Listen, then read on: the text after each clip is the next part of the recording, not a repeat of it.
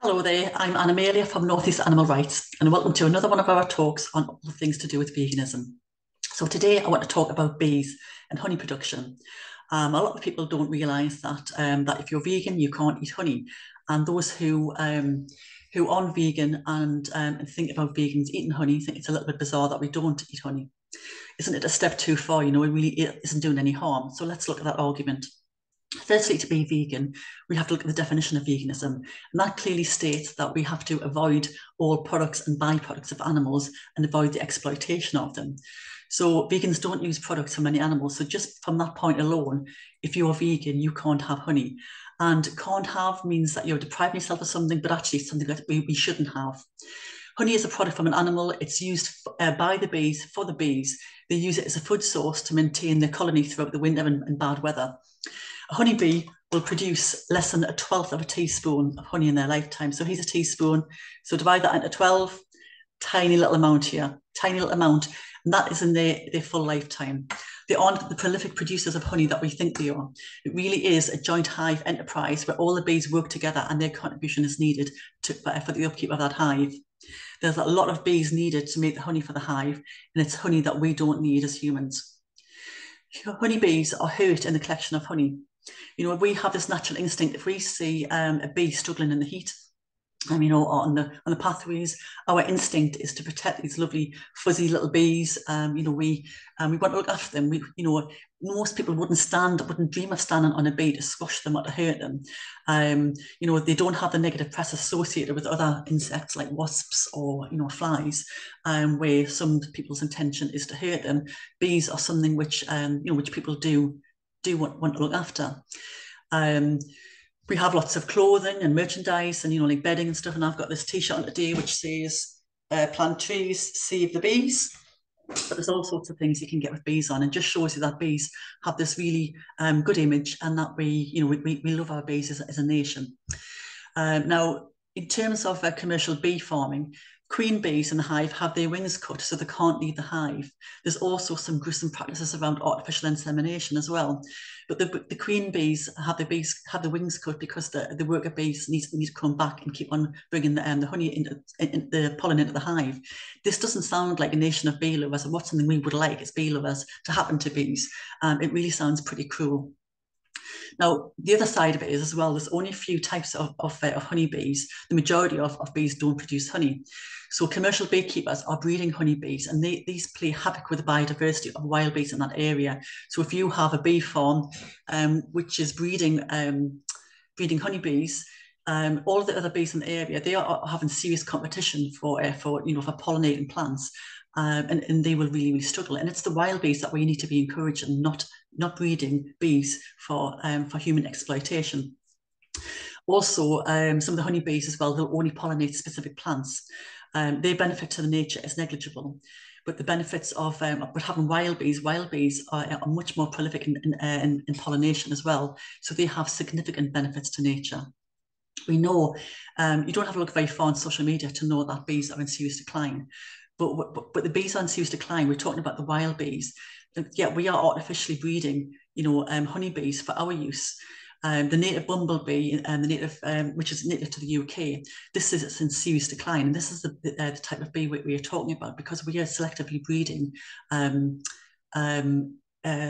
honeybees for our exploitation, to use their honey. And this selective breeding as well also narrows the gene pool. It increases the diseases that bees can get and fall prone to, and also significantly spreads it as well. Now, some of the other practices as well, commercial beekeepers will feed their bees sugary water, which lacks the nutrients that bees need themselves to survive. So you're kind of like damaging the health of the bees to keep them producing the honey that we want as humans. They also, this doesn't happen all the time, but this is common practice, that beekeepers will colour a hive after a harvest to keep their costs down. They don't want to keep on feeding the sugary water to the hives through the winter months when there's production is much lower. Now, we do have this really wholesome view of honey in the UK.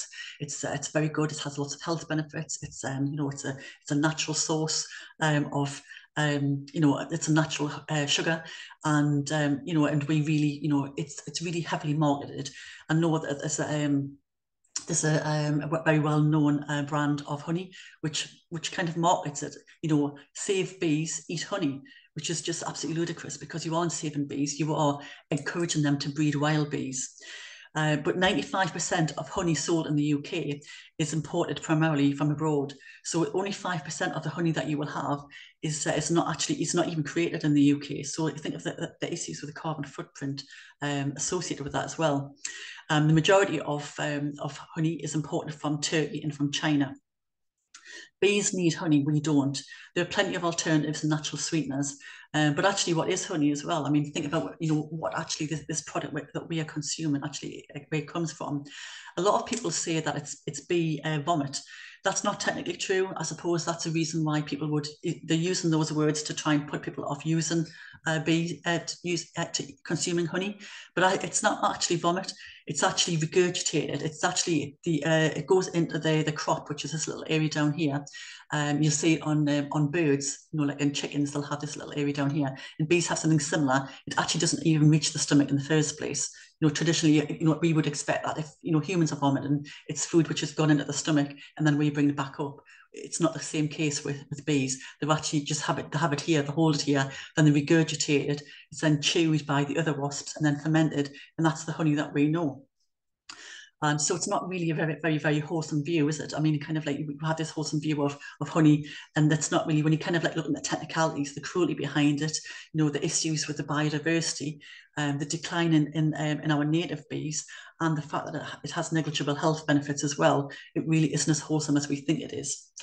So now let's look at the hobby beekeepers. Those people who kind of, you know, they think they're doing the right thing by, you know, bringing more bees into wildlife, into nature and wildlife.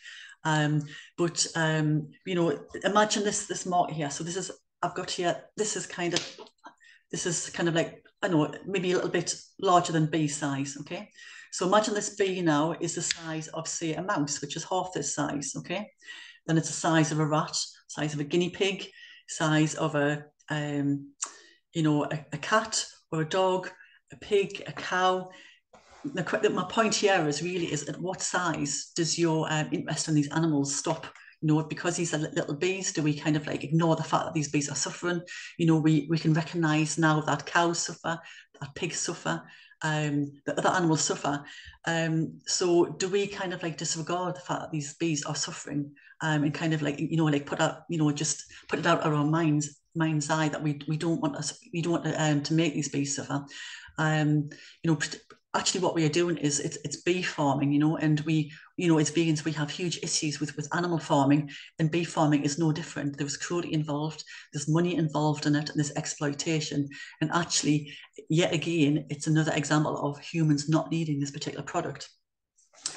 So we wrongly assume, you know, vegetarians again will use the same argument, that, you know, that for being vegetarian, that cows aren't killed because of for the milk production, for the cheese, for the yogurt, butter, and everything. We know that's not the case. We know now that animals are killed for milk production. We know that animals are killed in egg production. So honey is no different. Honey is the same. Honey is killing bees. It's also killing biodiversity. It's not helping the environment at all, and it really has, you know, negligible health benefits. I mean, you've got to think the bottom line is honey is sugar in its purest form. You wouldn't want to shovel sugar down you as well. So, you know, you kind of like, you have to be careful about, you know, using these health benefits as one of the main reasons to consume honey. So all in all, you know, commercial beekeepers and the hobby beekeepers, they all are exploiting bees.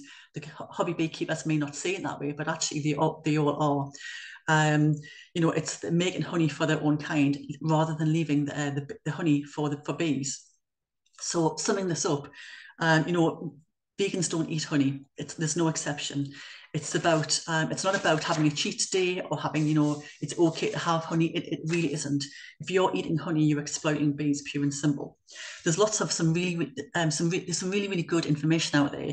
If you Google things like why vegans don't eat honey, you'll come up with articles from Surge, which is Earthling Ed, is the founder of. You'll come up with articles by the Vegan Society. Jodie Caster-Majana wrote a really good article on why vegans don't have honey. And you'll find a lot more facts than what I'm kind of telling you now. You can look at the detail of it. But essentially, it really is as simple as bees need honey. We don't need it. Hands off the bees' honey. We don't need it at all. So I'm going to sign off now. I'm going to say a quick thank you as well to Sheila Graeber, who did a fantastic animation for us, which you'll see on our pages very shortly. If you like what we do, please follow us on Facebook, on Instagram, on Twitter, on YouTube.